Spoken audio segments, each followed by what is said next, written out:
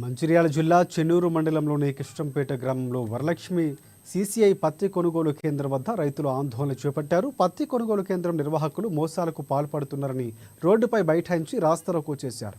నిర్వాహకులు కావాలనే పత్తి ధరను తగ్గించి రైతులను మోసం చేస్తున్నారని రైతులు ఆరోపించారు.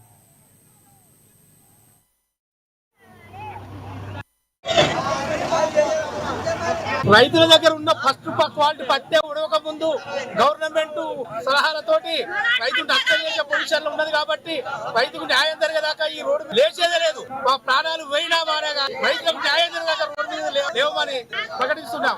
మద్దతు ధర 100% ప్రకటించాలి. ఇప్పుడు ఫస్ట్ క్వాలిటీ పత్తి ఉడవలేదు, ఉడవక ముందే సెకండ్ క్వాలిటీ అని రైతులను వేధిస్తున్నారు కాబట్టి గవర్నమెంట్ దీని గురించి స్పందించి మాకు న్యాయం చేయాలి.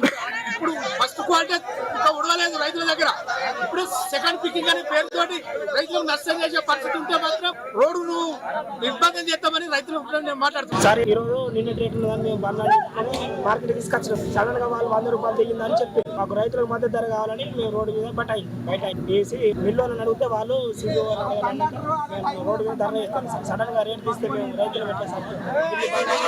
ప్రభుత్వం న్యాయం చేయాలని 100 రూపాయలు సుమారు.